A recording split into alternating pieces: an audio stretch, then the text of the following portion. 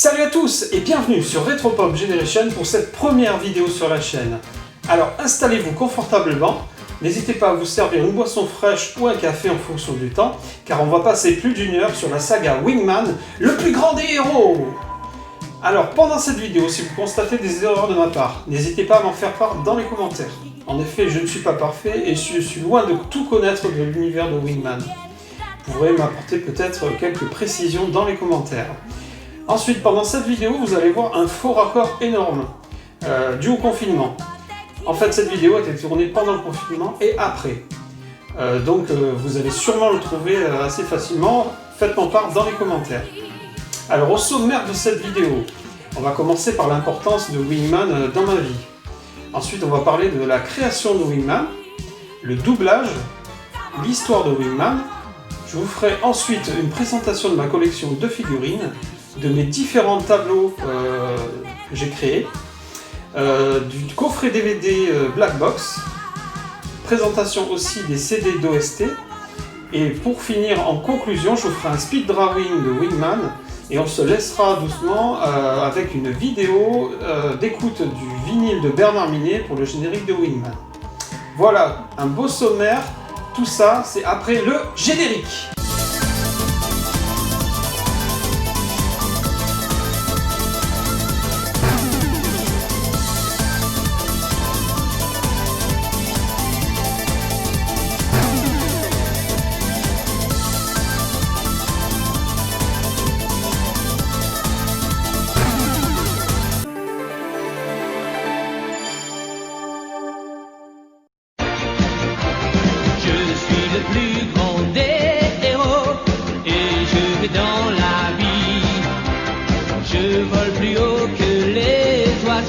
C'est moi, le bras de la justice. C'est moi, Wingman, Wingman. La paix régnera sur la planète. Wingman, Wingman. Grâce à toi, bientôt peut-être. Wingman, Wingman. Tu combats pour un univers de joie. Wingman, Wingman. Les forces du mal, tu les arrêteras. Oui, le bras de la justice, c'est toi. Wingman. Les amis, avant de rentrer dans le vif du sujet sur l'histoire de Wingman, je tenais à vous expliquer un peu l'importance qu'avait cette série pour moi dans mon enfance. Alors tout a commencé en fait quand j'étais en école primaire, à peu près vers le CM1, CM2. Je sais plus quelle année, ça fait pas mal de temps. J'ai découvert Wingman sur la 5 dans l'émission Youpi, l'école est finie. Au préalable, cette série a été diffusée dans le Club Dorothée, mais en fait je l'ai loupé à l'époque. Et comme en frontal il y avait d'autres séries qui arrivaient sur le Club Dorothée, il y avait évidemment Dragon Ball, il y avait Senseiya, plein de séries qui avaient un gros succès, ils ne rediffusaient pas tout de suite les séries. Donc par contre ça a été diffusé sur la 5 dans Youpi l'école est finie. Et quand je l'ai vu, ça a été une révélation. Pour moi l'histoire était vraiment géniale, quoi. Un jeune lycéen qui découvre un livre des rêves et qui peut justement dessiner ses rêves à l'intérieur et que ça se réalise. Donc en fait quand j'ai découvert cette série, j'étais jeune, j'étais un étudiant en fait qui s'isolait un peu, qui était très timide, qui dessinait un petit peu dans son coin.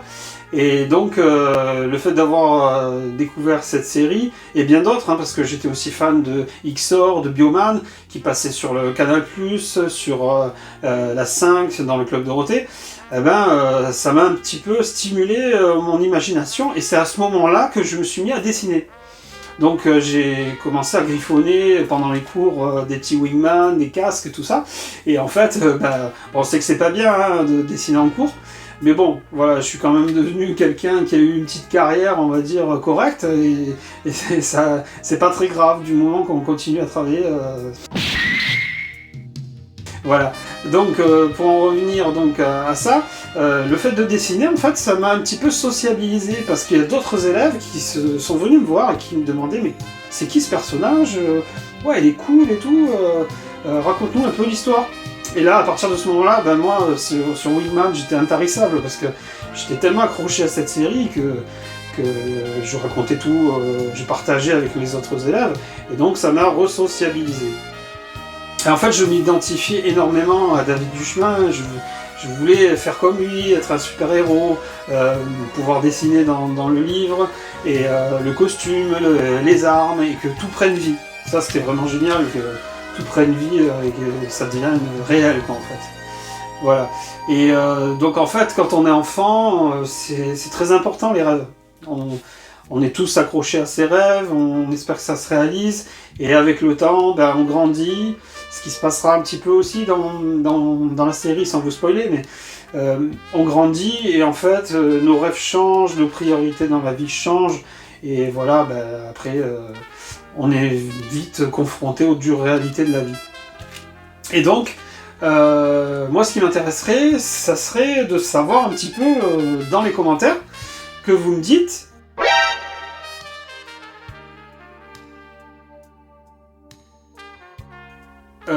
si vous possédiez un tel livre, qu'est-ce que vous feriez avec ?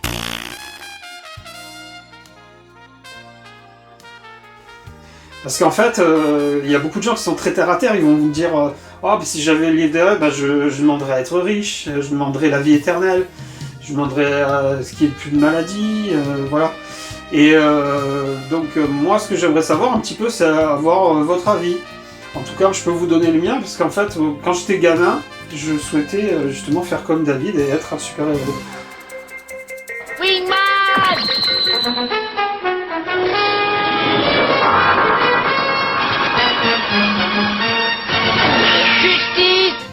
Mais après, en grandissant, évidemment, avec les claques qu'on se prend dans la vie, eh ben, moi personnellement, j'aimerais ressusciter en fait les êtres chers que j'ai perdus. Et un petit peu comme dans Dragon Ball, avec les boules de cristal. Mais bon, malheureusement, ça ne marche pas comme ça. En tout cas, je compte sur vous, donc avant qu'on commence l'histoire de Wingman, pour me mettre un petit peu des commentaires, parce que j'aimerais bien partager avec vous sur ce sujet, et vous lire. Et je vous dis à très très vite. Les amis, après la petite introduction sur l'importance pour moi de la série Wingman dans ma vie, eh bien, on va parler de la création de Wingman. Et bien, tout d'abord, je vais vous montrer un petit accessoire en fait que j'ai réalisé. Ça s'est passé en fait pour il y a maintenant 11 ans, pour mes 30 ans. Donc maintenant vous savez mon âge. Et donc ça a été à l'occasion du Mangazur Toulon. Donc un très bon festival en fait qui se déroule sur Toulon depuis pas mal d'années. Et je crois même que c'est même un des plus anciens festivals en France. Et donc j'avais réalisé pour mon anniversaire, mes 30 ans, ce cosplay. Et donc j'ai défilé devant pas mal de monde, hein, je ne sais plus combien il y avait de personnes. Et en fait j'avais créé une petite scène de gymnastique rythmique en Wingman en fait. Donc ça a été vraiment un très très bon souvenir pour moi. Peut-être pas pour ceux qui étaient là, mais bon, en tout cas, moi j'étais super content et ça a marqué mes 30 ans en fait. Voilà, je tenais à faire ça vraiment pour mes 30 ans.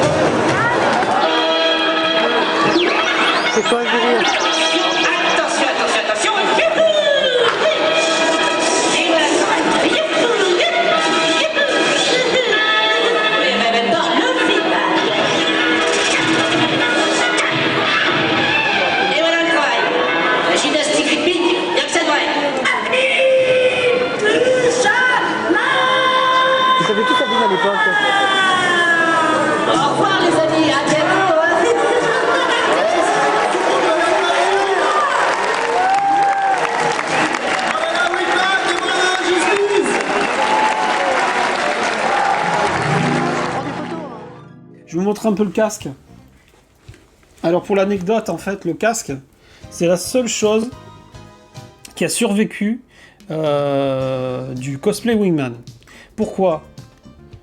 Parce qu'en fait, j'ai voulu le remettre à plusieurs reprises. Donc je l'ai mis un petit peu pour d'autres festivals, je l'ai mis pour Hero Festival à Marseille, je l'ai mis dernièrement. Là, je l'ai mis pour Manga Galaxy Valence. Manga Galaxy Valence, en fait, je voulais le mettre pour un hommage. Et donc, avec mon ami Bernard Minet, en fait, on est monté sur scène, on a chanté le générique ensemble de Wingman, qu'il n'avait pas chanté depuis des années, et je l'en remercie encore. Et donc, c'était la dernière fois, c'était le chant du cygne pour ce cosplay, parce qu'il n'a pas passé la canicule de cette année, en fait.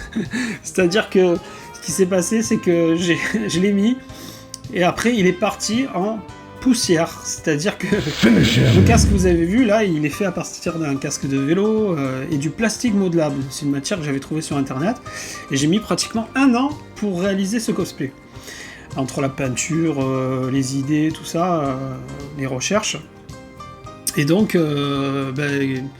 heureusement, j'ai pu le mettre une dernière fois pour l'hommage. Et donc, voilà, c'était la dernière fois. Voilà, mais ça restera dans ma vie un très très grand souvenir. Donc on va parler maintenant de la création de Wingman. Wingman, en fait, ça s'appelle Yume Senshi Wingman au Japon, et en France, tout simplement Wingman. C'est la première création de manga de Masakazu Katsura. C'est vraiment son premier succès. Et en fait, c'est classifié au Japon sous le terme shonen. Les shonen, au Japon, c'est des mangas pour adolescents et garçons. Et il y a aussi son équivalent pour les filles, mais qui s'appelle shoujo. Alors c'est un peu particulier de classer, c'est un peu comme chez nous, le rose pour les filles, le bleu pour les garçons. Voilà, bon, c'est comme ça. Ça fait partie de la culture japonaise. Ce qui ne veut pas dire que les filles ne lisent pas des shonen et les garçons ne lisent pas des shoujo. Voilà. Donc ça a été diffusé entre 1983 et 1985 dans le magazine Weekly Shonen Jump, donc un magazine à succès au Japon qui a fait démarrer pas mal de séries. J'en citerai qu'une, Dragon Ball évidemment, c'est la moins connue. Hein. Voilà. Donc suite à ça, il y a eu 13 volumes chez une maison d'édition qui s'appelle Shueisha. Voilà. Et donc après, c'est arrivé en France, mais bien tardivement, puisqu'en fait, en manga, on a eu une édition, mais bien après la diffusion de l'animé. Et c'est en 1997, en fait, que la maison d'édition Manga Player, qui est tirée d'une maison d'édition du magazine Player One, excusez-moi. Player One, en fait, c'est un magazine à la base de jeux vidéo, dans lequel travaillait un super mec qui s'appelle Cyril Drevet, à qui on doit beaucoup aux jeux vidéo en France et à la télévision, qui a notamment fait Télévisateur 2, et qui a travaillé un petit peu aussi avec Dorothée par la suite, à la fin de Télévisateur. Et donc, la maison d'édition Manga Player, qui a été créée en parallèle, en fait, a édité quelques mangas, dont Wingman. Et donc, ils ont fait 6 volumes sur 13 malheureusement en France, puisque Player One, le magazine de jeux vidéo, c'était la maison mère en fait, et donc quand ils ont déposé le bilan apparemment vers les années 2000, en fait tout s'est arrêté en fait. Donc il n'y a pas eu d'édition de manga en plus, et donc Wingman n'a pas eu de fin en France. Et donc il a fallu attendre 2012 pour que la société Tonkam, évidemment, et qui nous sortent une édition Deluxe. Alors l'édition Deluxe, par contre, qui sera en 7 volumes. 7 volumes, parce qu'ils ont un peu plus compressé l'histoire. Voilà, enfin, du moins, le nombre de volumes ont été en 7 et pas en 13. Voilà, tout ça, pour être plus simple. Voilà, je vais vous montrer un petit peu les éditions, justement. Donc, Manga Player, je n'ai pas l'édition complète. Hein, en fait, j'en ai trouvé qu'une seule dans un cache express, en fait. Et voilà, je vous montre un petit peu. Donc, vous voyez, ici, on voit Manga Player. Ça, c'est le volume 2. Et donc, en fait, c'est un petit peu comme les éditions J'ai lu qu'on a connues, bon, pour pas mal de séries hein, de cette époque-là. Et donc, vous voyez, c'est des pages un petit peu jaunies, on dirait des pages de récup, en fait. Hein. Et donc, voilà, c'est un peu... voilà, c'est du papier de pas très bonne qualité, en fait, on va dire. Voilà. Et par contre, l'édition Tonkam, c'est une édition de luxe, donc on va voir vachement la différence. Voilà, je vous montre le volume 1. Hop. Donc on voit déjà l'effort de présentation avec des artworks magnifiques. Et donc vous voyez la qualité papier, hop, qui est bien blanc, qui est sans artefacts, voilà. Mais avec la même traduction française, il n'y a pas eu de retouche. Voilà, donc vraiment une super édition que j'ai acheté, c'était en 2013. Je ne l'ai pas acheté tout de suite en fait, parce que je l'ai acheté à l'occasion de Cartoonist 2013, qui était à Nice. C'était une édition vraiment spéciale et magique, où d'ailleurs il y a eu de super invités. Cartoonist, qui était vraiment un salon vraiment très réputé, mais qui se fait très rare en ce moment.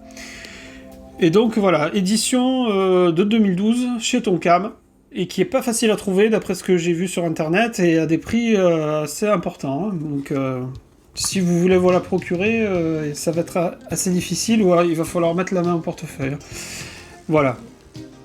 Donc après, en animé, c'est sorti au Japon entre 1984 et 1985 sur TV Asahi, donc c'est une chaîne japonaise, et ça a été adapté donc à la télévision par Toei Animation.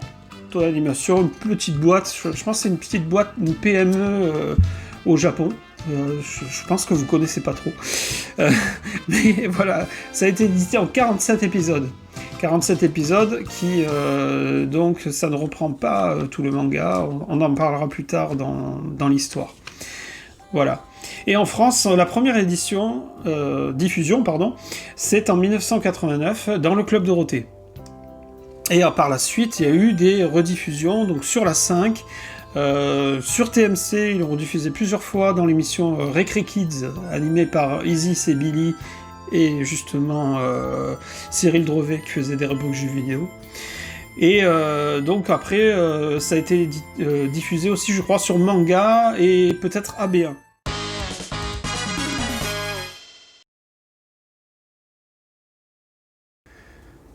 Allez, c'est parti, donc on va parler un petit peu, avant de détailler l'histoire en fait des premiers épisodes, de la mise en place de la série, on va parler aussi de quelque chose pour moi qui est très important, c'est l'adaptation française de l'animé, et donc ça c'est le doublage fait par de vrais comédiens, voilà. Donc on va parler un petit peu, on va détailler déjà les personnages de l'animé et du manga, hein, parce que c'est les mêmes. Je vais vous donner leur nom français, leur nom japonais, mais aussi la personne qui les double, enfin le comédien qui les double dans la série, donc qui a été diffusée à la télévision. Et que vous retrouvez aussi dans le coffret DVD que je vais vous présenter un petit peu plus tard. Donc le héros, évidemment, alors en France s'appelle David Duchemin. Alors je n'ai pas de réponse sur le savoir comment ont été choisis les noms, hein.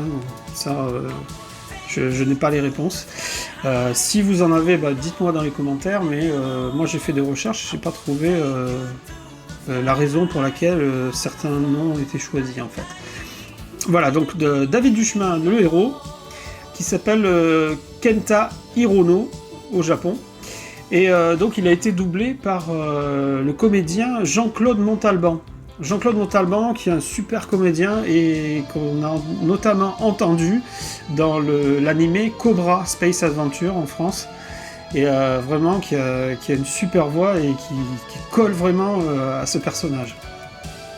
On a ensuite donc Élise Le Rêve, donc qui est l'extraterrestre, on va dire, qui vient de Podrin. Et donc elle s'appelle Aoi en japonais, et c'est Virginie Ledieu qui la double, la comédienne, Et donc Virginie Audio, dans le monde de l'animation, vous la connaissez pour la voix de Saori dans Senseiya, les Chevaliers Zodiac, et donc qui est vraiment une super comédienne aussi. Hein. Donc ils auraient pas pu trouver mieux, je pense, pour doubler la VF. Vient en fait une personne un peu atypique, en fait. C'est le personnage de Sophie Nougatine. Sophie Nougatine qui est, on va dire, qui sera dans le futur peut-être la petite amie donc, de David Duchemin. Et elle s'appelle Miku dans la version originale japonaise. Et en fait, c'est Catherine Laborde qui a fait la voix de Miku, de Sophie Nougatine. Catherine Laborde, alors on la connaît pas pour des doublages, pour son travail d'actrice, on la connaît en fait pour la météo. En fait, on l'a vu pendant des années sur la météo de TF1. Et donc, je sais pas pourquoi, ils ont demandé de faire le doublage de Sophie Nougatine. Comment elle en est venue là, je pense qu'il faudrait qu'on lui pose la question un jour. Malheureusement, elle est très malade, je crois, et donc elle s'est retirée des écrans, ne fait plus de météo. On retrouve après aussi Mademoiselle Lefebvre. Alors Mademoiselle Lefebvre, c'est le diable pour David Duchemin en fait. C'est sa prof principale. Et elle s'appelle Matsuoka dans le manga, dans l'anime japonais. Et donc c'est Hélène Otterno qui l'a doublé. Voilà, que je connais pas plus que ça. Et donc on va passer au suivant. Donc c'est Gédéon. Gédéon, alors c'est le grand méchant de Wingman. Au Japon, il s'appelle Rimmel. Rimmel, et c'est aussi Jean-Claude Montalban qui le double. Jean-Claude Montalban, en fait, vous savez, dans les doublages à la télé, principalement pour les animés, en fait, il prenait des acteurs, mais il faisait souvent plusieurs voix. Et là, Jean-Claude Montalban, en fait, il faisait la voix de David Duchemin, mais de Gédéon. Et en fait, il prenait une grosse voix comme ça pour faire Gédéon, et ça s'est vu dans plein d'autres animés comme Ken le Survivant, avec Philippe Auguste, tout ça, il faisait des voix, et puis lui il faisait les méchants, voilà. Donc c'est ce qui s'est passé aussi pour cette série. On a eu aussi Super Costaud. Super Costaud, c'est le bras droit de Gédéon, qui fait partie des méchants, qui s'appelle Kitakura au Japon, et c'est Joseph Falcucci qui a fait le doublage. Et le dernier méchant, c'est Nemo qui s'appelle Shaft au Japon. Et c'est Michel Blin qui l'a fait. Et Michel Blin, il a fait du doublage aussi sur Juliette Je t'aime. Juliette Je t'aime, il a fait le doublage de François. C'est une série que j'affectionne particulièrement, Juliette Je t'aime, Mison et Coco. Et j'ai oublié de dire aussi que Catherine Laborde, elle a fait la voix de Suzanne dans Juliette Je t'aime. Donc elle a fait 2 doublages. Voilà, maintenant on va passer à la partie histoire, on va enfin démarrer, et on va parler un petit peu de tout ce qui lie ces personnages, et puis on va parler un petit peu du début de l'histoire sans vraiment faire de spoil. Voilà, à tout de suite.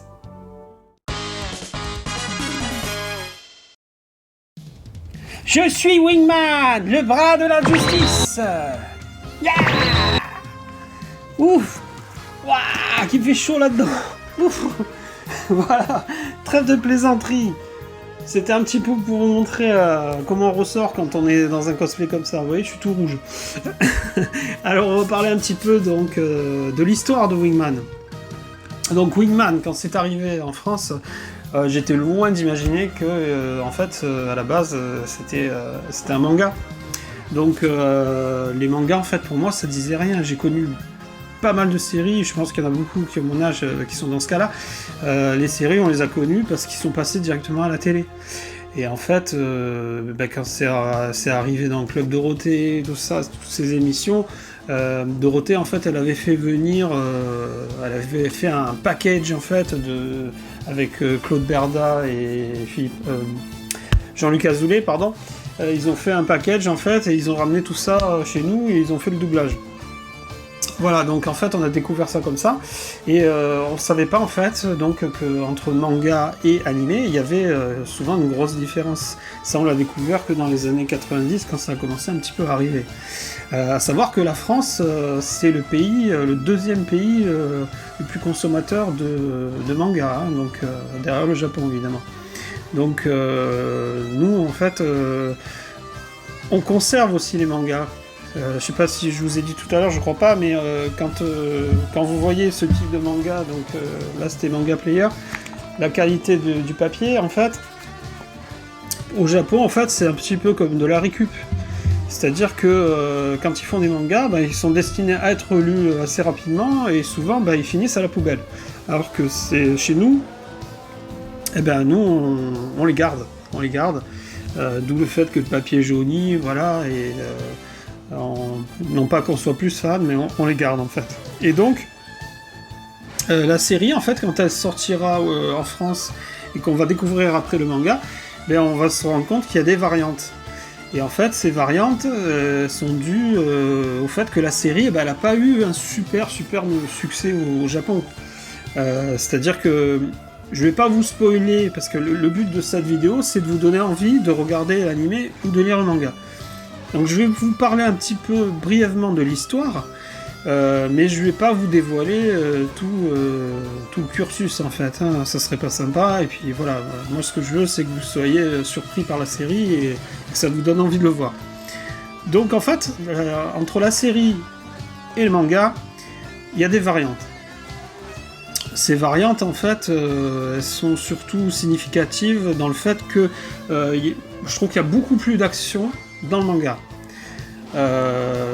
Et par contre, au niveau des méchants, en fait, la série animée, le méchant principal, c'est Gédéon, qu'on avait appelé aussi au Japon Rimmel, qui veut s'emparer du livre des rêves, et en fait, dans la série, en fait, ça va jusqu'à Gédéon, l'affrontement contre Gédéon, mais après, voilà, en France, ils ont créé... enfin, en France, non. Dans l'anime, ils ont créé le fantôme de Gédéon. Et donc, sans trop vous en dévoiler, dans le manga, ça va beaucoup plus loin, il y a notre ennemi, et voilà. Et ça, je vous en parle pas. À vous de le découvrir. Mais c'est quand même sympa de... Moi, je l'ai découvert ça quand j'ai eu l'édition Manga Player. Et encore non, j'ai pas vu la fin en Manga Player, je vous ai dit il y a que 6 volumes, mais j'ai vu plus principalement dans l'édition Tonkam la vraie fin de Wingman en manga, quoi, en fait, voilà. Et que ça, on voit que ça va beaucoup plus loin. Et donc, je trouve que la série animée est un petit peu plus triste, voilà, mélancolique, on va dire, par rapport justement au manga. Donc pour l'histoire, en fait, on parle donc d'un étudiant qui s'appelle David Duchemin, et donc en fait l'anime commence comme ça, il a créé son propre costume, un peu comme moi j'ai fait. C'est-à-dire qu'il a créé son costume et il a créé son héros qui s'appelle Wingman.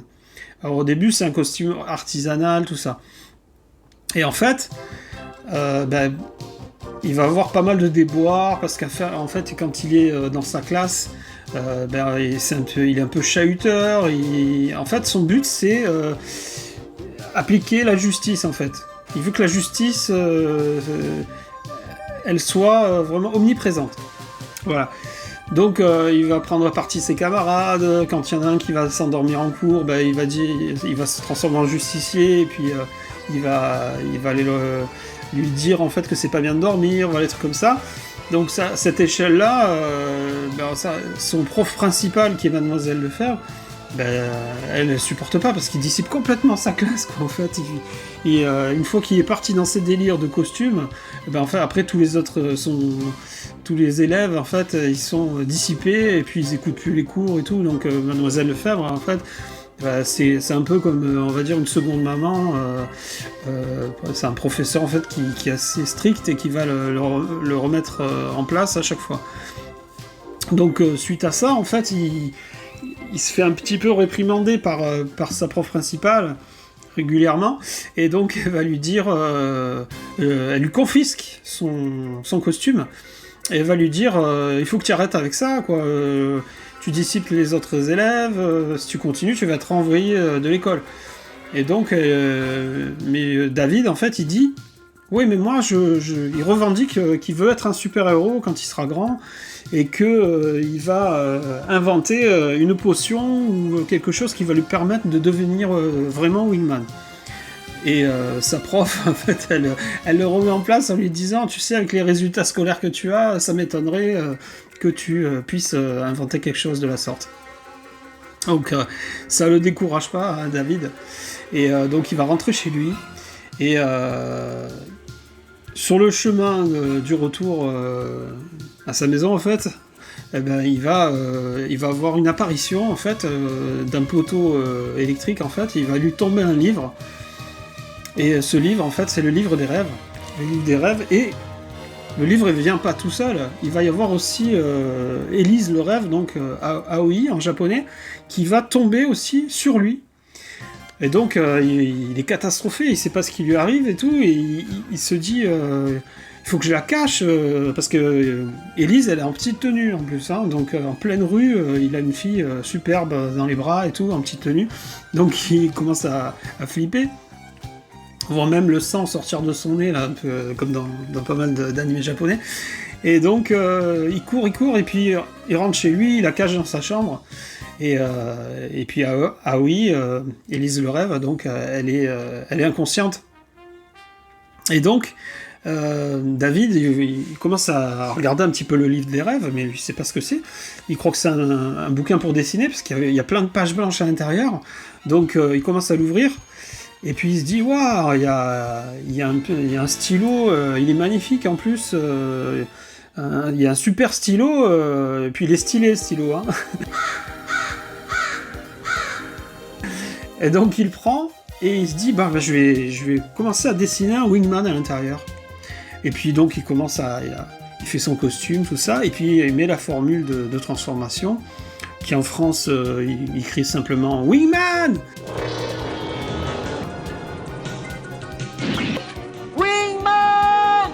Et puis au Japon, c'est Cheng.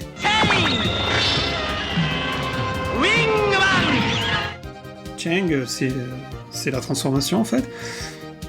Et donc, il se rend pas compte. Immédiatement en fait, il sait pas ce qui lui arrive. Il est pris en fait de malaise et il a des douleurs et tout. Et en fait, il y a la transformation qui commence à s'opérer. Et donc, entre-temps, que la transformation s'opère, il y a Élise qui se réveille et elle commence à le voir bizarre, enfin il souffre, il crie de douleur et tout, et elle le voit après transformé en Wingman, et elle se dit, mais vous êtes tous comme ça les humains, elle avait jamais vu quelqu'un de la Terre en fait, et elle croit que c'est sa vraie apparence en fait. Et donc il lui dit, David, mais non, c'est pas mon apparence normale et tout. Et il faut savoir que quand Wingman se transforme sur la Terre, en fait, il reste que 10 minutes en costume, et après il redevient normal. Et donc ça, Aoi, Élise, elle va assister à ça en fait. Et ils vont parler pendant 10 minutes, puis après, hop, il va se détransformer.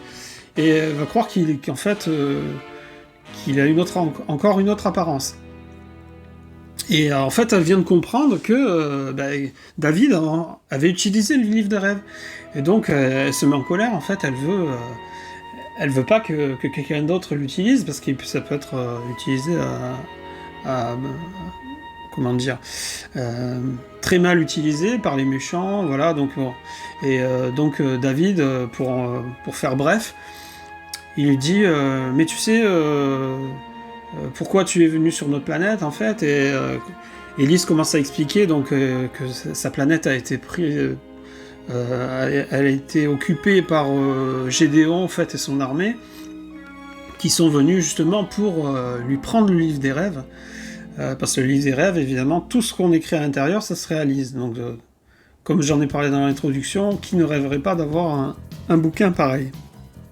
Donc sachant ça, qu'Élise a un ennemi donc, sur la planète Podrin dont elle vient, David lui dit « Mais pourquoi tu me laisserais pas utiliser ce livre pour que je me transforme en super-héros et après je combattrai à tes côtés comme les personnages dont je suis fan, hein, parce que en fait David, pour l'introduction, David c'est un fan de Gavan, Xor, c'est le même personnage, Gavan et Xor, mais c'est en japonais en France, et de Sentai, Tokusatsu, tout ça, et en fait dans sa chambre il y a même des posters de Xor, donc c'est quand même, il a été marqué par toute cette culture, et c'est ce qui lui a permis de créer son personnage. Et donc, il se propose à Élise de garder le livre des rêves et de combattre donc Gédéon sur sa planète. Et donc, il demande à Élise de lui confier. Donc, suite à tout ça, Élise, elle possède des pouvoirs, hein, parce que comme elle vient de Podrin, en fait, son peuple, ils ont des pouvoirs magiques, et en fait elle peut lire dans les pensées, faire de la télékinésie, voler, et donc elle accepte que David puisse utiliser le livre pour se battre pour sauver sa planète, mais en fait pour ça il va falloir qu'elle reste un petit peu sur Terre. Parce le temps que Wingman crée des armes, tout ça, il va falloir qu'elle se réfugie sur Terre. Sur la Terre, donc son père, Élise, l'a envoyée justement pour la libérer de Gédéon. Donc en fait, pour pouvoir rester sur Terre, elle utilise ses pouvoirs sur les parents de David et pour faire croire en fait qu'elle est sa cousine à David et qu'elle a perdu ses parents dans un accident, voilà. Et donc elle s'intègre dans la vie de David et elle fait même plus, elle lit dans les pensées de David pour connaître un petit peu ce monde, le monde à 3 dimensions comme elle appelle notre monde. Et donc, quand elle lit dans les pensées de David, elle s'imprègne en fait de toute cette vie terrestre, et donc elle décide aussi de l'accompagner à l'école. Et c'est là que vont commencer pas mal d'ennuis, que je vais vous laisser justement découvrir par la suite dans l'anime ou dans le manga. Voilà.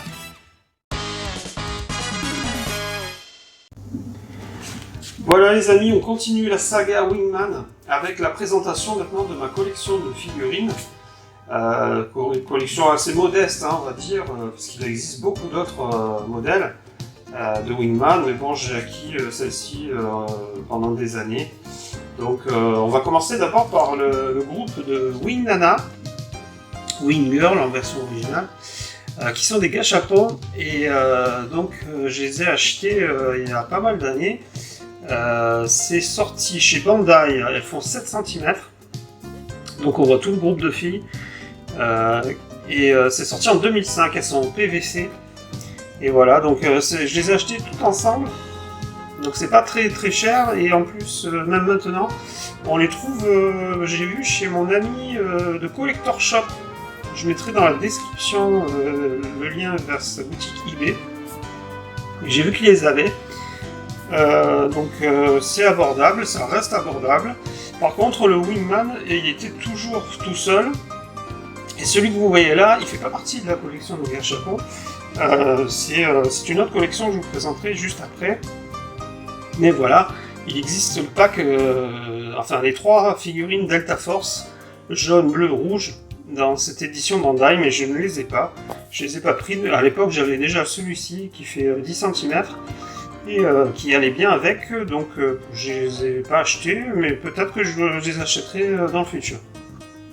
Voilà, ensuite, je vous montre donc le pack Delta Force, qui est sorti chez CMS,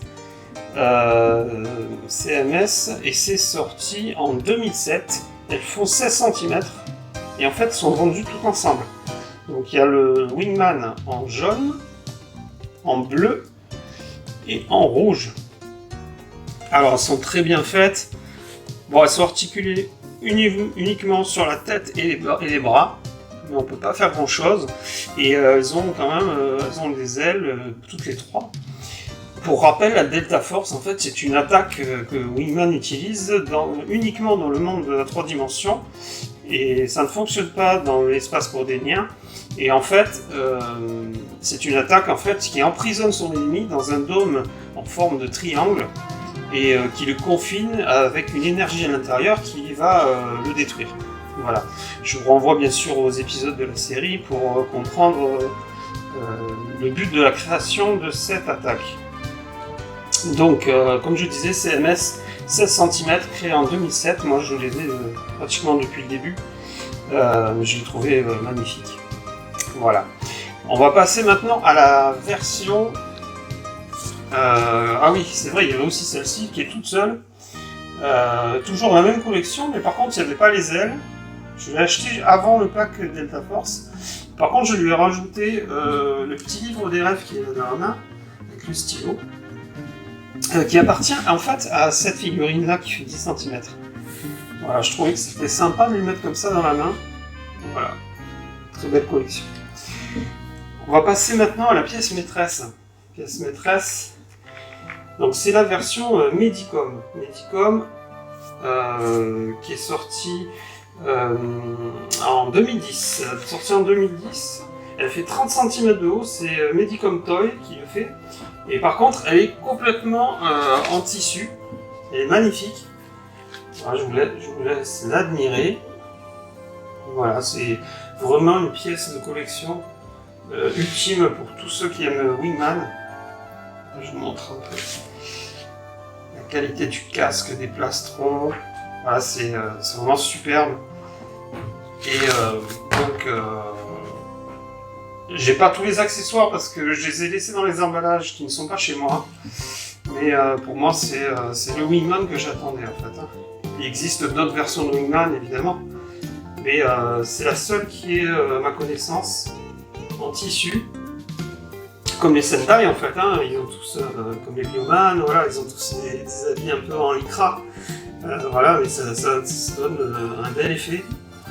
Et voilà, en fait, c'est mon meilleur ami qui me l'a offert pour mon anniversaire et Noël, parce que moi je suis né en fin d'année, donc il m'avait vraiment fait un très beau cadeau. J'étais très touché, parce que je ne pouvais pas me la payer à l'époque, et voilà, je suis très, très content de la posséder. Voilà. Maintenant, je vais vous montrer les autres modèles. Alors, c'est particulier ceux-là, parce qu'en fait, je les ai depuis seulement 2 jours.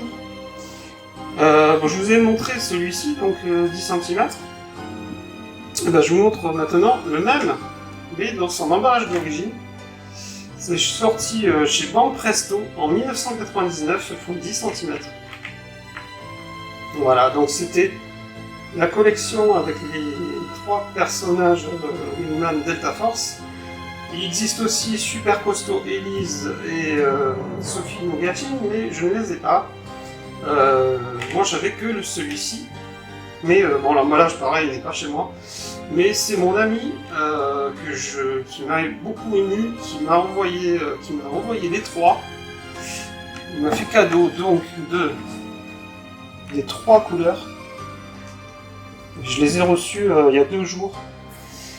Et franchement, je vais le citer, c'est mon ami Captain Silverwolf, avec qui j'ai des discussions interminables sur Facebook Messenger, que j'ai rencontré d'ailleurs, puisqu'il vient du nord de la France.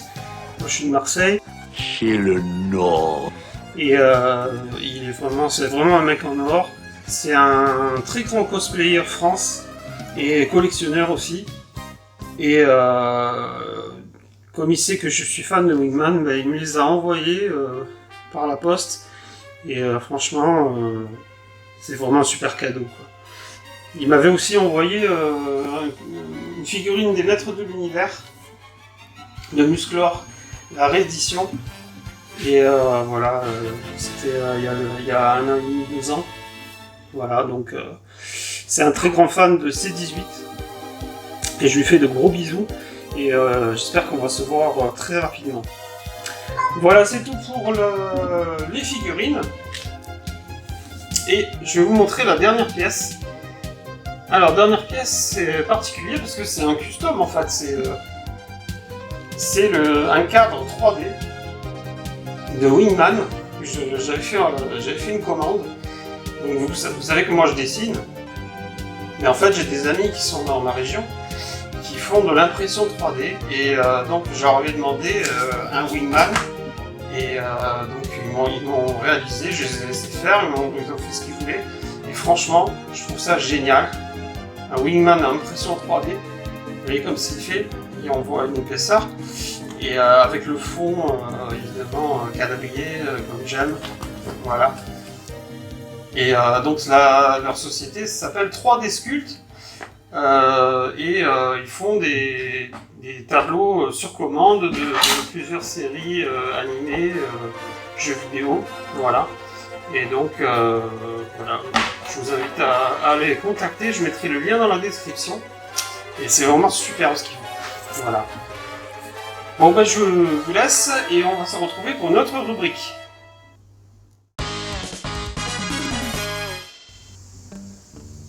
Voilà les amis, comme vous le savez, mon activité principale depuis quelques temps c'est le dessin. Et je tenais à vous montrer dans cette vidéo de Wingman 4 tableaux que j'ai réalisés, dont voici le premier. Alors excusez-moi pour l'éclairage, mais je ne peux pas mettre mon projecteur LED parce qu'en fait ça ferait trop de reflets dû au tableau. Voilà, donc le premier dessin, celui-ci a presque 10 ans on va dire. Je l'ai réalisé comme ça, sur un coup de tête en fait. Alors c'est un genre de patchwork, il y a plusieurs vignettes en fait que j'ai réalisées séparément. Alors il est tout en noir et blanc.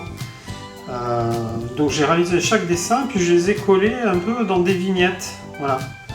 Donc on retrouve la majeure partie des personnages de la série. Je vais vous les citer, mais par contre pas tous, parce que certains ont des corrélations et ça pourrait vous spoiler un peu l'histoire et savoir qui est qui. Voilà. Donc je vais vous citer les principaux que vous connaissez sûrement, que vous allez découvrir dans la série. Donc Élise Le Rêve, Sophie Nougatti, David Duchemin, alors Monsieur Lebel et Mademoiselle Lefebvre. On a bien sûr Wingman en transformé, le gros méchant, le Gédéon. Ici c'est le professeur Satyrix. Alors lui c'est un savant fou en fait qui fabrique les torpédos. C'est les robots contre qui se bat Wingman. Et en fait les torpédos c'est un peu comme dans Goldorak les Golgoth en fait. Donc sauf qu'ils appellent ça les torpédos. Voilà, lui donc c'est super costaud, Monsieur Lebel, voilà, et lui c'est Nemo, un autre méchant qui arrive un peu plus tard. Voilà, donc voilà, ça m'a passé par la tête, j'avais envie de faire ce tableau il y a quelques années. Et voilà, on va passer au deuxième qui lui sera en couleur.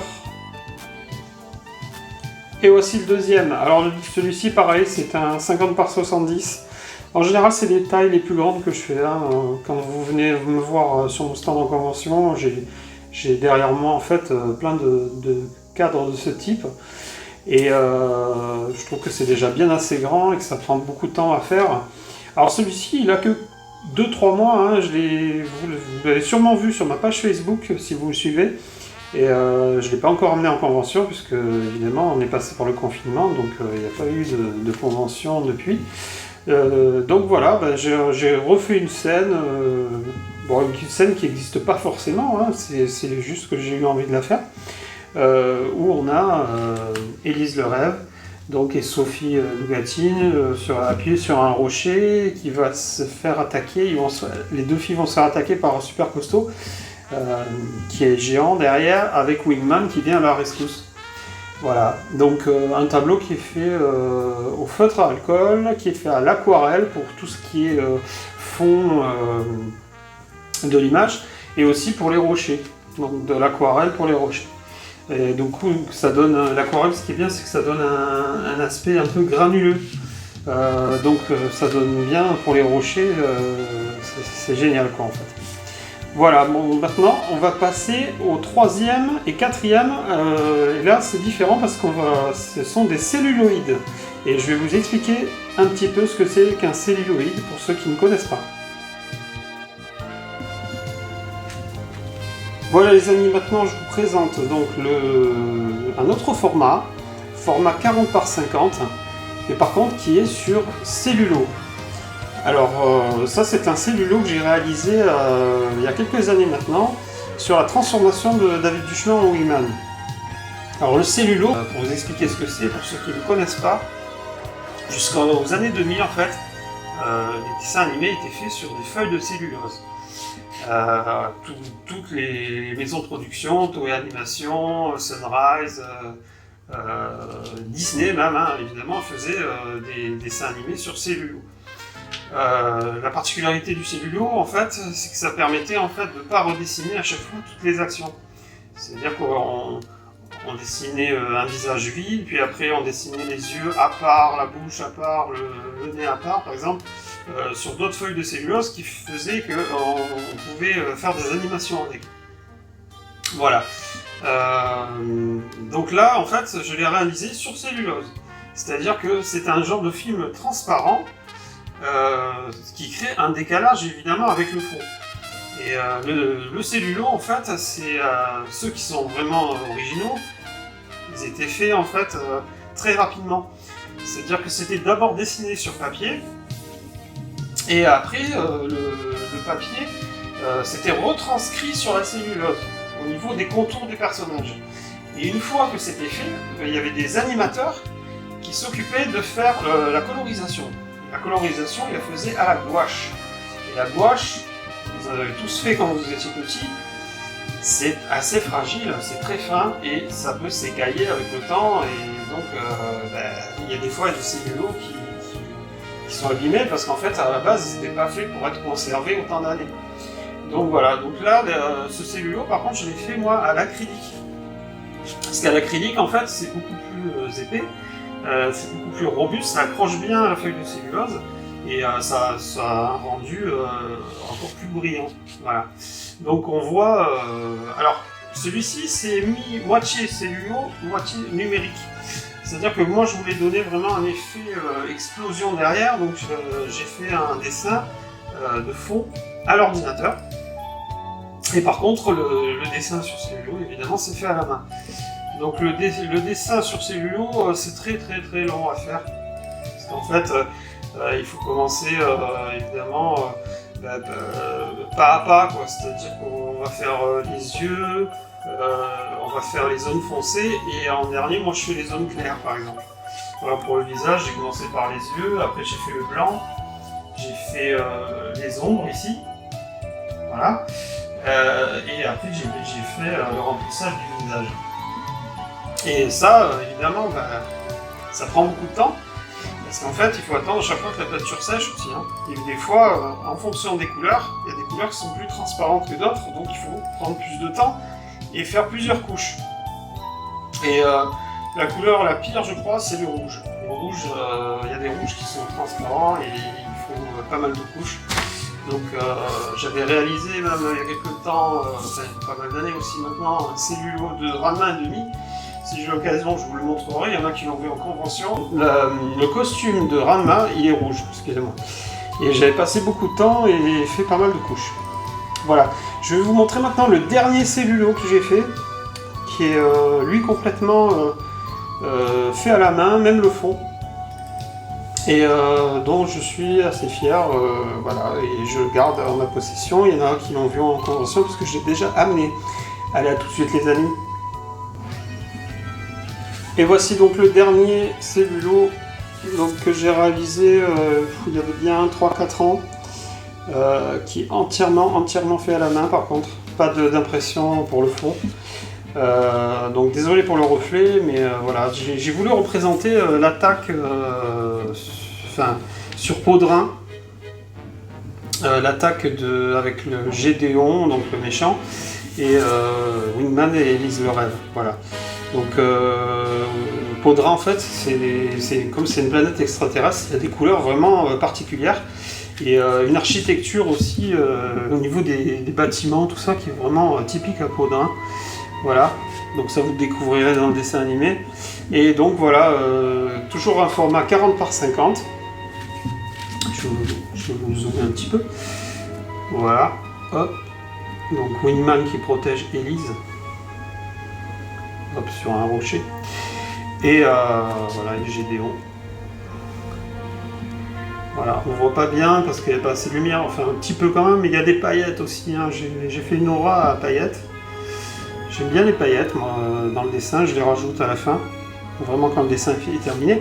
Et en fait, on voit, hop, je sais pas si vous voyez ce bord blanc là, ben en fait, il y a un décalage d'1 centimètre entre le cellulo et le fond. Voilà, la particularité du cellulo, c'est ça, on peut donner des effets de relief, de profondeur, de 3D, on va dire, entre guillemets. Voilà, donc voilà, je suis vraiment très content de ce modèle, qui est assez grand, qui est vraiment en plein cadre, hein, c'est-à-dire il n'y a pas de bordure, il n'y a pas de passe-partout. Passe-partout, c'est ce qu'il y avait autour, le bord blanc. Donc des fois on met un passe-partout pour donner de la profondeur aussi au dessin. Et là par contre, en fait, comme j'ai fait un décalage, ça donne un effet vraiment de relief assez important. Voilà, il y en a qui l'ont vu en convention parce que je l'ai déjà amené. Et évidemment, ça ne sera pas le dernier de Wingman que je ferai. Hein. Et d'autant que à la fin de la vidéo, je vais vous faire une petite surprise aussi en direct. Allez, on se retrouve pour la suite. Les amis, comme prévu, on va faire l'unboxing de ce coffret DVD Wingman qui est sorti le 29 juin 2015, il y a maintenant 5 ans que je le possède. Et en fait, je l'ai attendu pendant des années. Je regardais souvent au Japon parce qu'il y a un coffret qui existait en 2 parties où justement il y a des superbes illustrations, il y a le livre des rêves à l'intérieur, il y a plein de goodies, voilà. Et par contre, c'est un coffret qui coûte super cher comme tous les coffrets au Japon. Donc je me suis fait une raison et finalement, comme il n'y a pas la piste française, il n'y a pas de sous-titres, je me suis dit non, je ne vais pas dépenser une grosse somme quand même. J'ai regardé aussi un peu en Italie, parce qu'en Italie, quelques années avant nous, même pas mal d'années avant nous, il y a eu des éditions qui sortaient à l'unité de Wingman, bien sûr qu'en italien, donc pareil, je me suis fait une raison, j'ai attendu, et en fin 2014, ça y est, Black Box annonce une sortie de Wingman. Mais alors il est sorti comme ça, des fagots, on n'était vraiment pas au courant. Donc dès que j'ai vu cette édition, Black Box, hein, vous avez le logo juste là, j'ai regardé les visuels, puisqu'ils nous montraient déjà ce visuel, et à l'arrière, en fait, on voit, il y a marqué français stéréo. Alors quand j'ai vu ça, je me suis dit, oh, après tant d'années, ils vont nous sortir un coffret qui a même pas la VOSTFR. Donc j'étais un peu déçu, alors ce que je fais, c'est que j'écris à Anime Store, le site qui va distribuer ce coffret Black Box, et puis je leur demande, je leur dis, il n'y a pas une erreur, parce que franchement, normalement, il devrait y avoir la VOSTFR. Tous les coffrets Black Box, en général, ils proposent la VF et la VOSTFR. Donc ils me répondent, ils me disent, ah oui, en fait le graphiste il s'est planté, et il a oublié de stipuler sur la boîte que la VOSTFR elle était sur les DVD.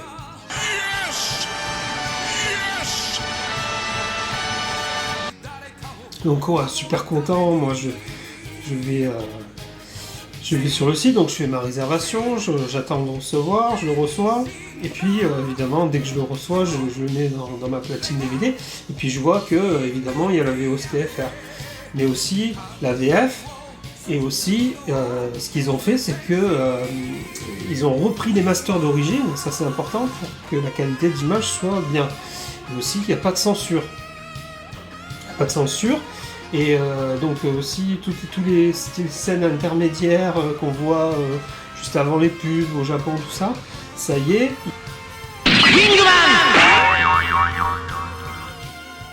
Il y a aussi les génériques originaux du début et de la fin. Alors évidemment, comme c'est pas un coffret AB, il n'y a pas les génériques de Bernard Minet. Bon, je suis un peu déçu pour ça, mais bon, ça c'est une question de droit, hein, toujours. Et donc, évidemment, Bernard Minet, il avait fait 2 génériques. Il y avait un générique qui était pour le Club Dorothée, et il y avait un générique que j'ai vu qui était plus court sur la 5. Donc version longue pour Club Dorothée, version courte pour la 5. Savoir que ce générique version courte, on ne le retrouve nulle part. Il existe en vidéo. On voit même sur Dailymotion, je crois que c'était, mais par contre il n'y a pas de vinyle sur le 33 tours qui était sorti à l'époque, c'était la version longue. Voilà.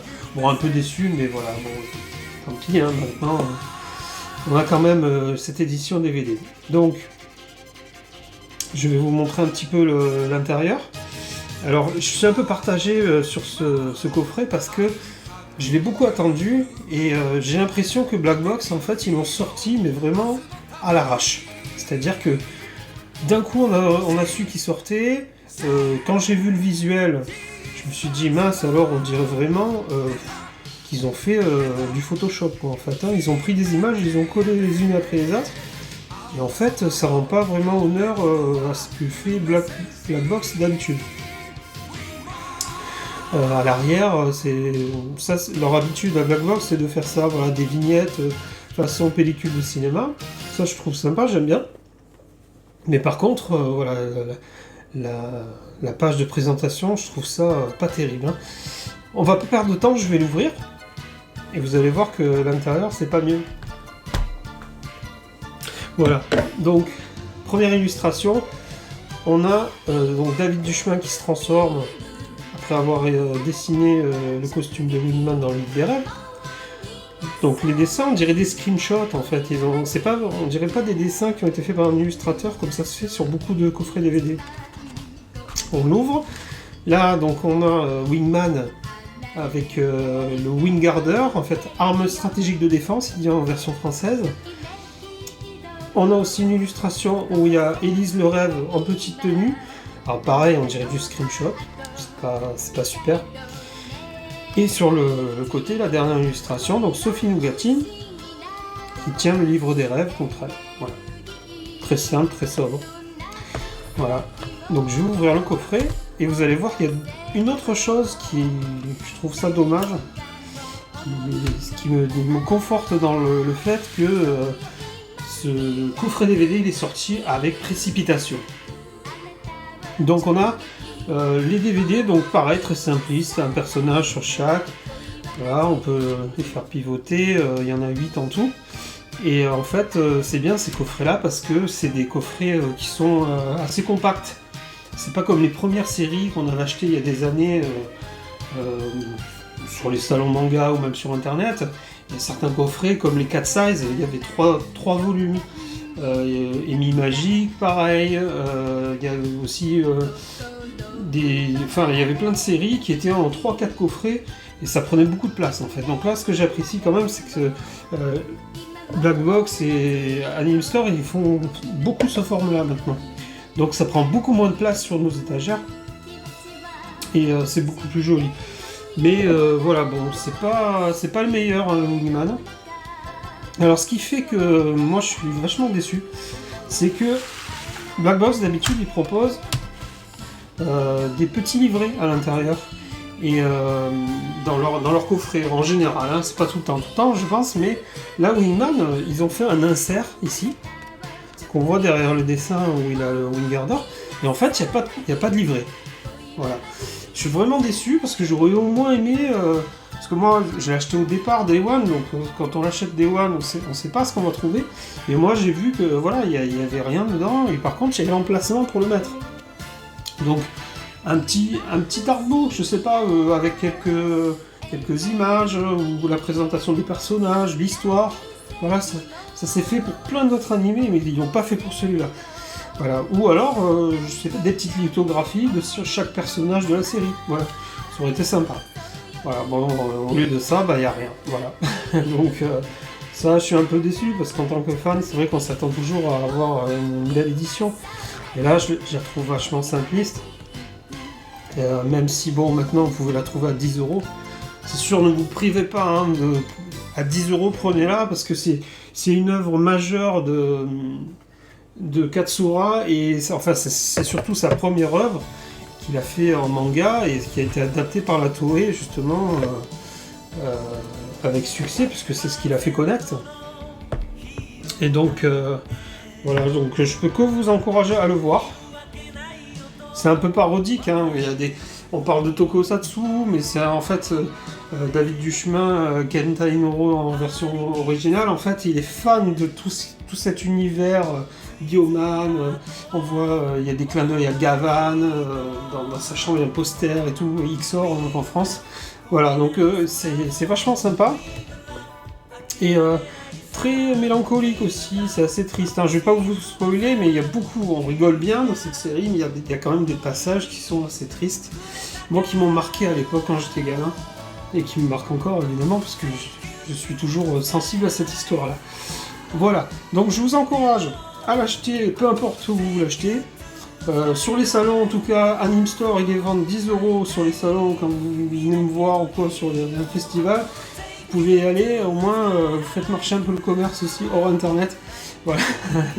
Donc je suis pas la pub pour eux, mais je trouve qu'ils font des prix quand même qui sont vachement raisonnables. Ça permet d'avoir une vidéothèque de nos animés de notre enfance assez complète pour pas très cher. Voilà.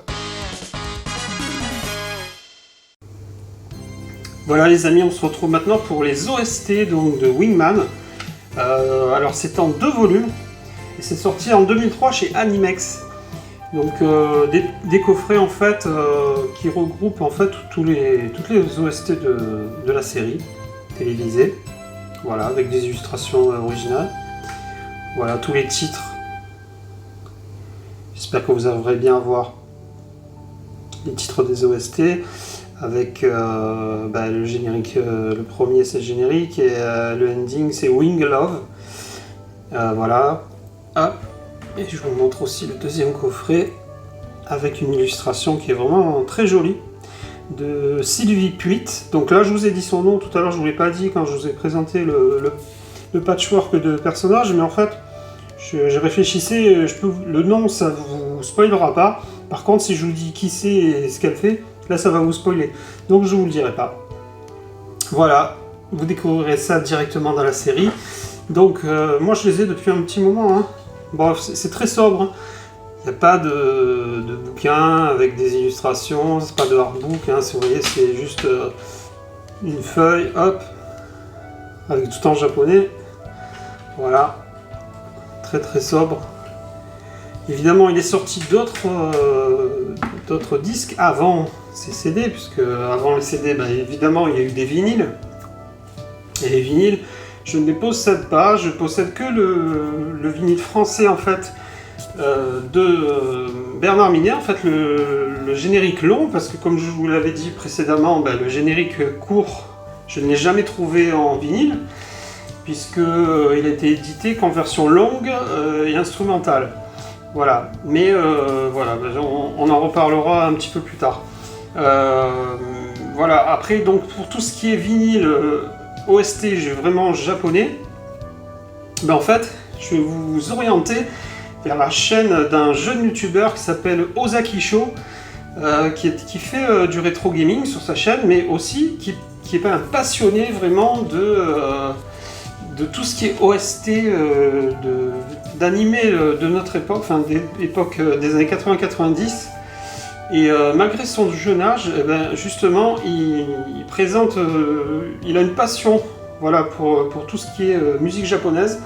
Il montre aussi des vinyles de groupes, de chanteurs japonais, de chanteuses, voilà. Et donc, il est très très connaisseur, il connaît bien mieux que moi.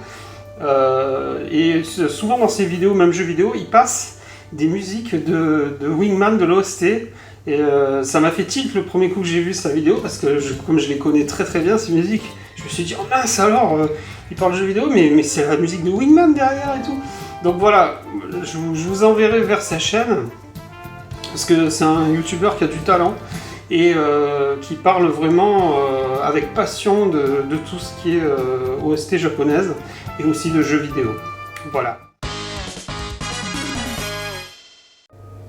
Voilà les amis, on se retrouve donc pour la conclusion de cette saga Wingman ainsi que de cette première vidéo sur la chaîne. Voilà, donc j'espère qu'elle vous aura plu. Et afin de m'aider justement à développer la chaîne, je vous inviterai à vous abonner à celle-ci, à cliquer sur la cloche pour ne rien louper des prochaines vidéos qui vont arriver, mais aussi de laisser un petit pouce bleu. Si le cœur vous en dit, vous pouvez aussi commenter en dessous de la chaîne, justement dans les commentaires, mais aussi liker et partager sur mes différents réseaux sociaux qui vont s'afficher ici. Voilà, et avant de se laisser, pour la conclusion en dessin et en musique, je voulais vous présenter mon acolyte Kalian qui va apparaître ici. Et vous allez la retrouver dans les prochaines vidéos. Elle me donnera la réplique, mais aussi elle donnera ses croustillantes anecdotes. Voilà, dis bonjour à nos amis Kalian. Salut les amis, à bientôt dans la prochaine vidéo. On va bien s'amuser. Et restez jusqu'à la fin de celle-ci pour la conclusion. À bientôt. Allez les amis, à très vite.